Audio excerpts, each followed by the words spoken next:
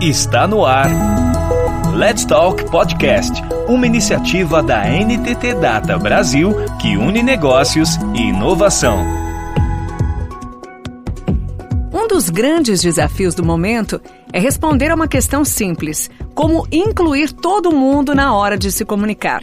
Ou seja, como construir um modelo em que pessoas ou empresas se expressem de uma maneira em que ninguém se sinta de fora da conversa. O segredo mora em nosso próprio idioma.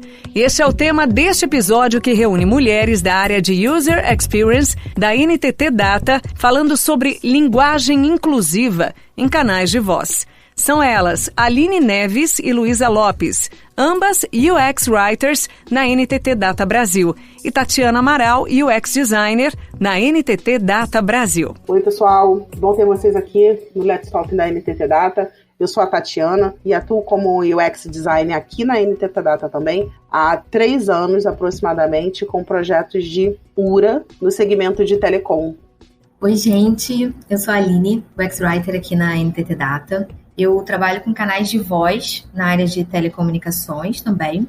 E, além disso, eu atuei por mais de 10 anos na área acadêmica com ensino e pesquisa em língua portuguesa e comunicação. Oi, gente. Eu sou a Luísa. Também sou UX Writer na NTT Data, que nem a Aline. Hoje em dia eu também estou atuando em telecomunicações, em projeto de humanização de URAs. E tenho aí uma bagagem de graduação em letras e mais de 4 anos de trabalho com preparação e revisão de textos. Boa, Lu. E aí, aproveitando um pouquinho esse enorme conhecimento das meninas, hoje a gente vai falar um pouquinho sobre um tema que vem se tornando cada vez mais comum no nosso dia a dia, né? A inclusão. Então, trazendo um pouco para o meio de voz, de canal de voz e o âmbito de telecom que a gente atua, para o segmento de voz que a gente atua, queria ouvir, queria saber, queria explorar junto com as meninas um pouco mais sobre esse assunto. Então, meninas, vamos lá. O que vocês têm para explicar para a gente? O que vocês podem explicar para a gente sobre linguagem? O que é linguagem inclusiva? Bom, Tati, eu acho legal a gente pensar em linguagem inclusiva, até antes de definir um conceito, né, como uma estratégia. Por quê? Porque ela, obviamente, tem ali um objetivo, que é comunicar sem excluir, sem inviabilizar nenhum grupo, mas, ao mesmo tempo, ela não faz alterações profundas no idioma do nosso idioma como a gente conhece. Essa linguagem, ela propõe que as pessoas se expressem de uma maneira que ninguém se sinta excluído, utilizando palavras que já existem na língua. A gente usa a língua portuguesa, mas tenta encontrar formas de adaptá-la para um contexto mais inclusivo. Em relação ao contexto, né, o que a gente quer dizer com contexto mais inclusivo? Tentar representar na linguagem uma forma que inclua todo mundo pensando em alguns aspectos como gênero, raça, dificuldades cognitivas, dificuldades de leitura. Então, a gente pensa em tudo isso. Agora, tem uma dúvida também, que é bastante comum, que está relacionada a essa parte de conceituar a linguagem inclusiva, que, em geral, muita gente confunde linguagem inclusiva com linguagem neutra. E elas não são a mesma coisa, tá? E aí é bom a gente lembrar que a linguagem neutra, ela vai se apoiar na modificação da língua, com a criação, por exemplo, de novas palavras. A gente vai ter, então, uma tradição linguística aí sendo quebrada, né? Quase que completamente. A gente insere novos pronomes, inclui outras expressões, faz modificações mais profundas.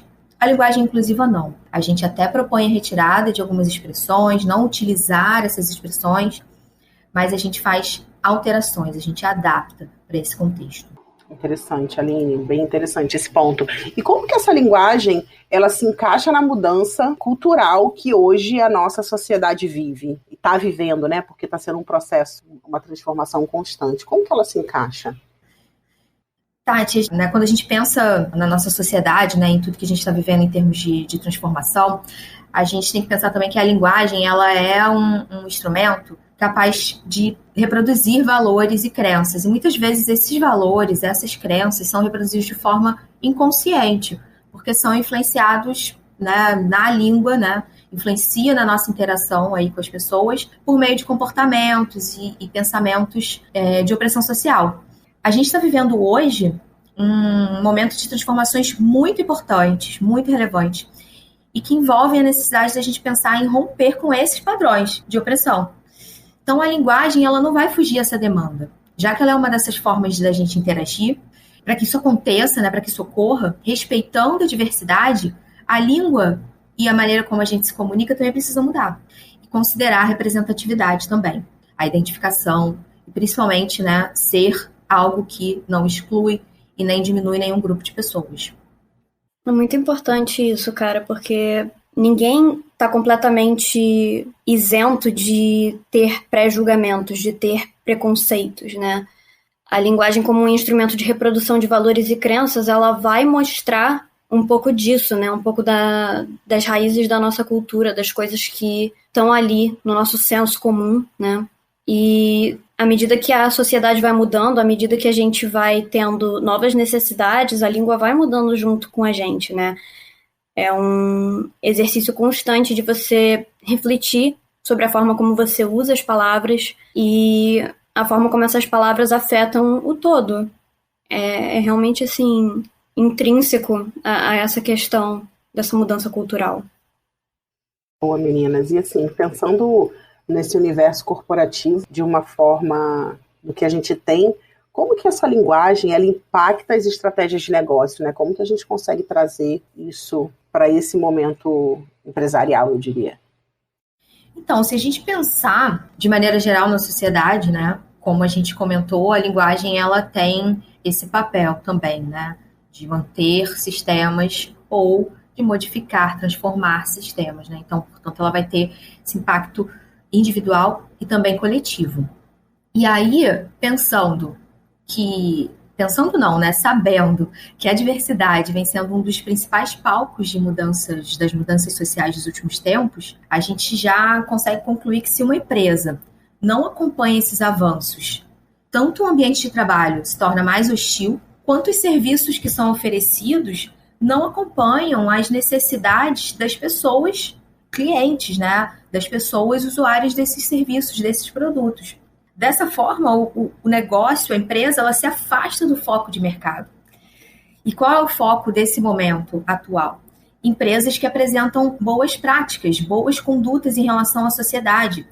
E aí a gente pode falar de meio ambiente, de governança, de inclusão, entre outros, né? Com certeza, Aline. A questão da linguagem inclusiva, quando a gente pensa no contexto de empresas, né? Eu acho que também tem aí uma questão da empresa mostrar que ela está acompanhando as discussões que estão acontecendo na nossa sociedade. É uma forma de você se mostrar preocupada, né? Mostrar uma preocupação com o impacto que você gera, o impacto da empresa como instituição.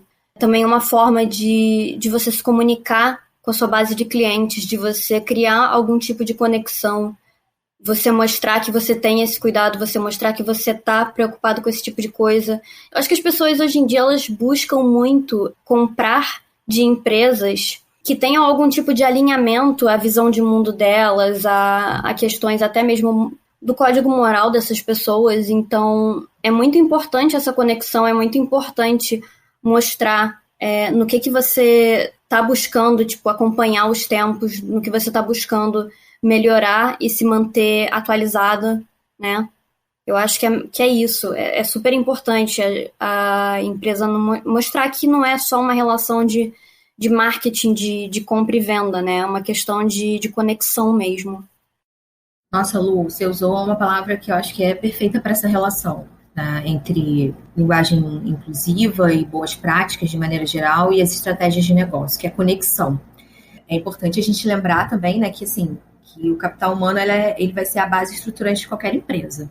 E aí, por isso, a integração, o bem-estar, a identificação da pessoa colaboradora são importantes para um ambiente de trabalho saudável e essa conexão, essa sensação de alinhamento, de pertencimento é importantíssima tanto para quem trabalha nessa empresa quanto para quem consome dessa empresa de alguma forma. E aí, dentro dessa lógica, a gente pode pensar até em diversos benefícios do uso da linguagem inclusiva para as empresas, tanto para os seus negócios quanto para o ambiente de trabalho. A gente percebe aí uma mudança óbvia na comunicação, né? Porque a gente está alterando a forma, de fato, de se comunicar. Então, a comunicação interna e externa se tornam mais eficientes. A gente diminui a presença de conflitos, porque a gente integra, inclui, respeita a diversidade, né? Há um aumento da sensação de pertencimento e da identidade com relação à marca e com relação à empresa, o que ocasiona, consequentemente, um reforço bastante positivo da marca no mercado e uma melhoria da sua imagem.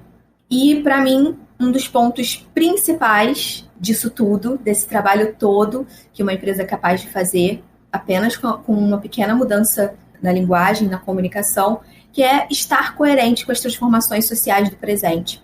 É reafirmar o papel da empresa na sociedade, nessa transformação para um mundo mais inclusivo, né? A empresa se torna um exemplo, uma fonte até de reflexão frente aos problemas sociais, de valorização, de respeito e de acolhimento, né, à diversidade de uma maneira geral, né, como um todo. Muito legal esse ponto, e aí acho que vale até acrescentar, né, aqui mesmo dentro da NTT Data a gente tem ótimos exemplos sobre isso. A gente tem uma série de programas que dão para a gente informações sobre esse momento que a gente está vivendo, que a gente está passando, a gente está evoluindo. Dentro de casa a gente vai aprendendo, a gente vai tendo informação. E não só os programas internos da companhia, como esse próprio podcast que a gente está fazendo, né? Ajuda a gente a disseminar ainda mais conhecimento e mais informação, e de pouquinho em pouquinho a gente conseguir vir mudando aí a mente de todo mundo, trazendo um pouco mais de informação. Muito legal poder viver isso no nosso dia a dia, muito bacana.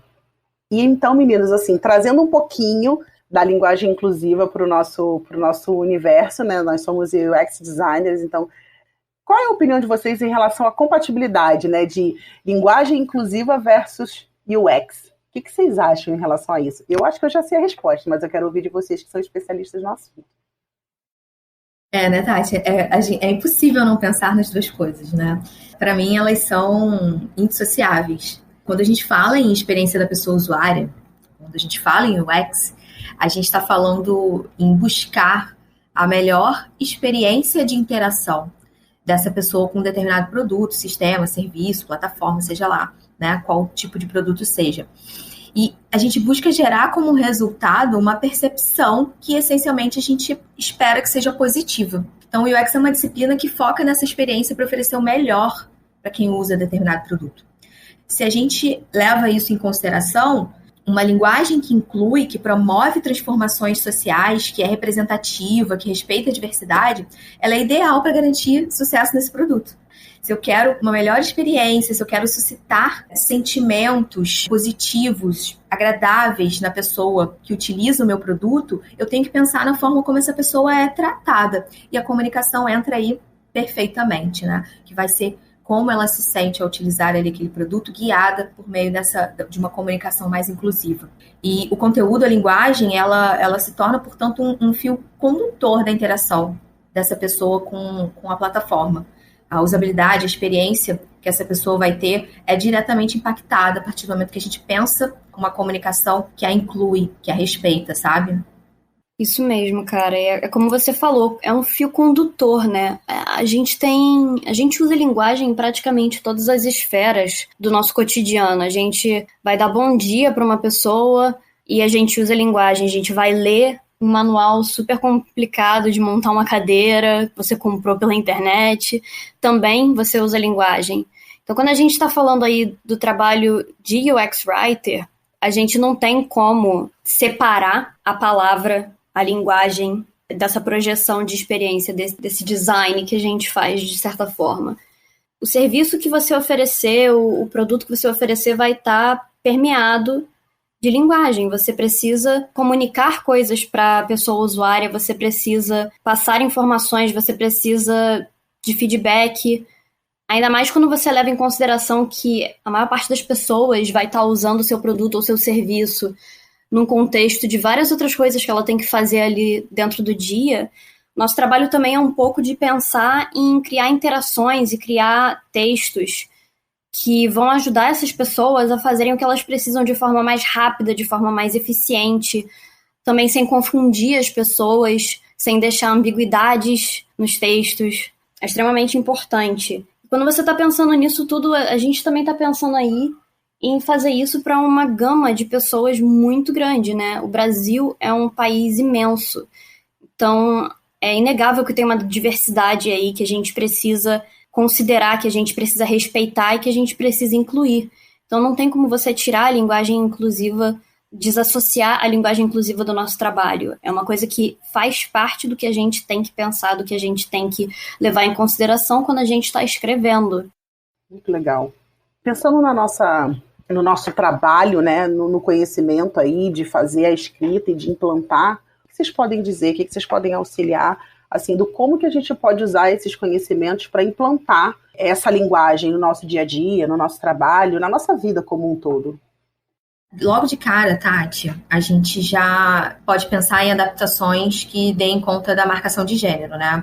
A gente sabe que a língua portuguesa tem aí questões com gênero, né? O gênero masculino, ele passou a ser considerado o gênero comum do nosso idioma, ou seja, quando a gente fala num grupo de pessoas no plural, de acordo com a norma padrão, generaliza para o masculino. Então, por exemplo, aqui nesse nosso bate-papo, se tivesse uma pessoa que se identifica como homem aqui, teoricamente, né, na teoria, a gente teria que usar um pronome como todos para falar de nós aqui. Então, tem essa generalização. Aí, diferente da linguagem neutra, que propõe a presença de um pronome não binário, de um pronome neutro, para uma linguagem mais inclusiva, do ponto de vista da linguagem inclusiva da transformação que a gente está falando aqui, a gente busca, então, eliminar palavras que têm essa marca de gênero, optando por outras que sejam equivalentes, mas que não remetam ao gênero da pessoa usuária, como, por exemplo, você, e para um pronome que a gente quer uso direto, né, com o interlocutor, a gente usa bastante em canais de voz, e trocar expressões também como seja bem-vindo, bem-vinda, por que bom que você está aqui, ou que bom ter você aqui. A gente precisa pensar também em retirar expressões capacitistas e expressões racistas, né? Expressões capacitistas vão ser todas aquelas que depreciam de alguma forma as pessoas com deficiência, ou de forma preconceituosa, óbvio, pejorativa, ou até que duvidam da capacidade das pessoas, né? E a gente sabe que a gente vive num país que tem aí uma trajetória, uma história bastante triste e revoltante com a escravidão, e, consequentemente, essas ações, essas atitudes também foram trazendo do nosso comportamento para a nossa língua também algumas marcações. Então, é legal a gente retirar essas expressões, obviamente. Além disso, a Lu comentou um pouquinho, né, falou um pouquinho sobre o papel da disciplina de UX Writing dentro aí da criação de produtos e dessa interação, né, dessa experiência, e falou de um dos princípios básicos, que é a não ambiguidade, né? A gente precisa de textos claros. E aí, para uma linguagem mais simples e que a gente consiga atingir um público maior, é imprescindível também que a gente pense em textos claros, objetivos, períodos na ordem direta, períodos que não sejam muito longos, para evitar um esforço cognitivo excessivo, né, e desnecessário, e sem duvidar, obviamente, da capacidade da nossa pessoa usuária. Não é uma linguagem simplória, mas uma linguagem que não seja muito truncada e cheia de construções que ficam lá para a literatura, né, não para textos guia, para textos que nos orientam. Você falando, Aline, dessa questão, né, de como a língua portuguesa ela tem aí essas questões de marcação de gênero. Eu não sei porquê, mas veio assim uma palavra na minha cabeça logo de cara, né, o uso comum da palavra louca. Justamente aí, se a gente pensar na interseção de capacitismo e de machismo, né, é uma forma de você tentar diminuir ou deslegitimar sentimentos ou ações de uma pessoa que se identifica como mulher, né? É quando a gente fala de tentar eliminar certas expressões, é mais nesse sentido, né? Outra questão que eu consigo lembrar de capacitismo é uma expressão que eu lembro de uns anos atrás ser muito usada, né, pelas pessoas, que era o fingir demência. Você usando aí uma questão de memória, de saúde, né, para fazer uma piada, quando você pode usar pura e simplesmente se fazer de desentendido. Eu acho que é mais esse tipo de reflexão que a gente tem que fazer, né, dessas palavras que a gente usa e que tem esse poder de machucar ou de agredir o outro. Pensando um pouquinho também, vendo esses exemplos que vocês estão dando, né, a gente acaba pensando aqui um pouco na nossa rotina, em termos que a gente fala e que a gente fala com muita naturalidade. Fazendo estudo, né, buscando informações, até para a gente poder bater esse papo e trazer um pouco mais de informação para o pessoal, eu me deparei com alguns termos que eu uso com muita normalidade no meu dia a dia e que hoje eu vejo o impacto que isso tem. Por exemplo, um termo capacitista muito forte que eu uso é dar uma de João sem braço. Quando a gente não, vamos deixar isso para lá, finge que não tá vendo, vamos dar uma de João sem braço e vamos embora, toca a vida. Isso é péssimo, me dói, assim, depois que eu descobri o que é isso, hoje me sinto mal, me causa literalmente dor usar esse termo. E também 2 termos muito fortes que eu aprendi com esse estudo sobre a palavra denegrir, que é uma composição. A Aline, de repente, pode explicar melhor pra gente essa composição de palavras, né? E o doméstica, né? Doméstica é um termo racista, meninas, que é o ato de domesticar para poder passar a ter o convívio. E era algo que, com o estudo, a gente descobriu que as mulheres escravas eram domesticadas para poder conviver dentro da casa dos senhores, né? E hoje, como a gente fala das domésticas na nossa casa. Acho que hoje menos, né? Pelo menos eu não escuto mais com tanta frequência. Então, são termos que a gente usa com uma certa naturalidade no nosso dia a dia, mas que tem histórias muito fortes e que a gente precisa conseguir deixar de usar isso. Nossa, com certeza, gente. É bom a gente pensar, né, nesses exemplos, pensar na forma como a gente se comunica, mas é importante também a gente pensar em 2 pontos aqui também, né? Nem sempre isso é algo intencional, ele é bem mais estrutural, né? Esses problemas, eles vêm de questões históricas que a gente vivencia em sociedade. E aí, toco no outro ponto, né? A língua também não vai dar conta sozinha dessas questões, né? Por isso que é importante a gente mudar o nosso olhar, buscar modificar as nossas atitudes, não reproduzir esses comportamentos. A língua por si só, ela não vai ser racista, ela não vai ser por si só capacitista. Ela está associada a um contexto de produção, né? Um contexto de produção dessa comunicação, de aplicação desses termos. Por isso que eu acho que a gente tem muito mais que pensar no comportamento, em não reproduzir comportamento, em estudar, em buscar informação, em ouvir as pessoas, usuários. A gente que trabalha com UX, né, UX de maneira geral, e no nosso caso aqui em especial, UX Design, UX Writing, a gente precisa ouvir as pessoas usuárias, a gente precisa ouvir essas pessoas para, de fato, saber quais são as transformações necessárias, tanto nas nossas atitudes quanto no nosso idioma. Certo, meninas. Muito bom. Muito interessante essa discussão. Partindo por um ponto para a gente poder trazer um pouco, né, de reflexão, de gerar impacto com a linguagem inclusiva, vocês têm para dizer, para dividir com a gente em relação de formas, né? De formas mesmo, de gerar impacto e provocar essas reflexões com a forma que a gente se comunica e com a forma que a gente usa a nossa língua portuguesa mesmo, para poder fazer a utilização da linguagem inclusiva no nosso dia a dia. Então, Tati, como a Aline estava falando, a questão é mais estrutural, né? Nem sempre intencional. A gente não vive num vácuo. Como é que a gente começa a usar essas expressões? A gente escuta, né? Tá no nosso lugar comum, tá no que a gente escuta todo dia, nas expressões que são parte da nossa cultura. E é muito difícil de você não ter contato com isso, justamente porque a linguagem é uma coisa que perpassa todas as esferas da nossa vida, né? Então, assim, a gente reproduz o que a gente escuta. A gente vai usar gírias que a gente escutou outras pessoas usando. A gente vai escutar os ditados populares. A gente vai escutar expressões e vai repetir dentro de casa, né? E aí, nessa repetição, elas viram parte do nosso vocabulário e a gente não pensa na origem, no que elas podem significar.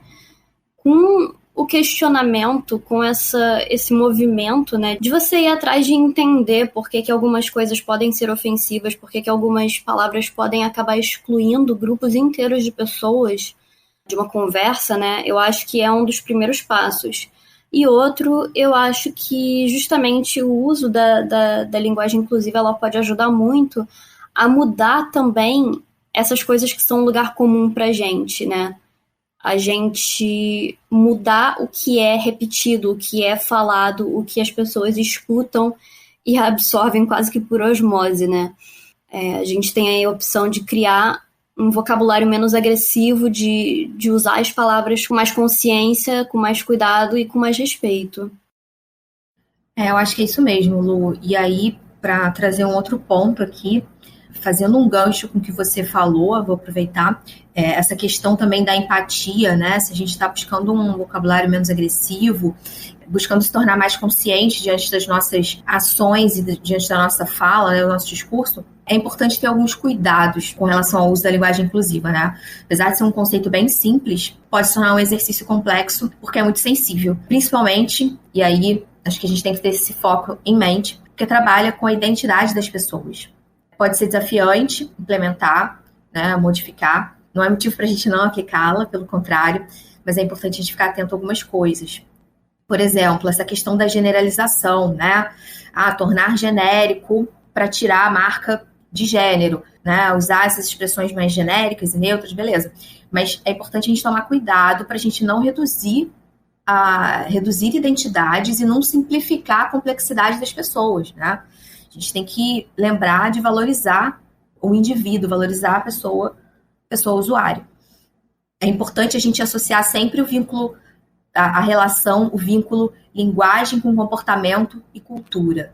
Aprofundar a nossa compreensão em relação às pessoas usuárias, para a gente não fazer uma língua, trazer para o nosso produto uma linguagem performática, que imita. Da verdade, o que a gente busca, ao contrário, né? É ter uma linguagem que inclui, que acolhe, que agrega. Tomar cuidado com o lugar de fala, né? Mesmo com a utilização da linguagem inclusiva, é importante a gente prestar atenção com quem está falando e qual é o seu lugar social, porque é essencial a gente reconhecer e valorizar as individualidades e respeitar as histórias e lutas desses grupos que a gente está querendo incluir. A língua, como eu falei, ela não vai dar conta dessa mudança toda sozinha. Então, é preciso pensar e buscar efetivamente formas de a gente modificar nossas atitudes, colocar em prática produtos que sejam de fato inclusivos e que respeitam as pessoas e quem elas são. Com isso, a gente tem que aí exercitar a inclusão de verdade, né? Para mim, não é jogar todo mundo no mesmo bolo. É cobrar igualdade, cobrar equidade, só que acolhendo e principalmente celebrando e respeitando essas diferenças todas. Né? Mostrar que a diversidade é algo positivo, é algo bom. A gente celebra isso. Para mim, isso que é inclusão, né? Perfeito, Aline. Muito real, assim, é bem isso, eu super concordo, assim, muito conhecimento, meninas, muitas informações que, de fato, eu não fazia ideia até a gente começar todo esse trabalho, né, dentro da NTT, todo esse estudo, muito conhecimento mesmo. Todo esse conhecimento traz pra gente, né, transforma a gente como pessoa, deixando a gente ainda mais ciente, assim, que as situações rotineiras são tão vivas na nossa sociedade que a gente nem se dá conta, a gente passa despercebido sobre a história daquilo, sobre o impacto daquilo que a gente está falando. E aí a gente, enquanto o X, nem se fala, né? Todo esse conhecimento que vocês estão dividindo com a gente ajuda a gente a ter ainda mais empatia e conhecimento sobre as nossas ações. Isso é muito legal para a nossa vida, para o nosso trabalho. Queria agradecer imensamente a vocês por toparem bater esse papo e dividir esse conhecimento aqui com a gente. Muito, muito legal mesmo. Obrigada. Obrigada, Tati. Obrigada, Lu. Obrigada também para quem está, né? Agradeço quem está ouvindo a gente aí no Let's Talk. Feliz demais de bater esse papo com vocês e consolidar esse nosso trabalho tão potente de transformar a forma como os nossos serviços, nossos produtos e as pessoas clientes se comunicam no mercado, né? Uma linguagem que respeita, que valoriza a diversidade. E para mim também é muito especial ter estudado esses conceitos e hoje tirá-los um pouco da academia e conseguir aplicá-los aí no dia a dia do meu trabalho como ex-writer e ver resultados concretos disso tudo, né? Buscando produtos de fato inclusivos. Muito bom, obrigada, gente. Obrigada também, gente. Obrigada você, Aline. Obrigada você, Tati. Obrigada para você que está escutando a gente. Foi um trabalho muito satisfatório poder aprender sobre tudo isso e poder compartilhar, né? Eu acho que ajuda um pouco também aí com a nossa busca por ter mais empatia no nosso dia a dia. Eu acho extremamente importante e eu fico muito feliz de poder ter tido essa conversa. Muito legal. Então é isso, pessoal. A gente vai ficando por aqui. Obrigada por terem ficado com a gente até agora, ouvindo todo esse podcast, né? Aprendendo um pouquinho também com essas meninas que são feras. E é isso. Até a próxima. Tchau, tchau. Você ouviu Let's Talk Podcast, uma iniciativa da NTT Data Brasil que une negócios e inovação. Toda semana tem novidades por aqui. Até lá!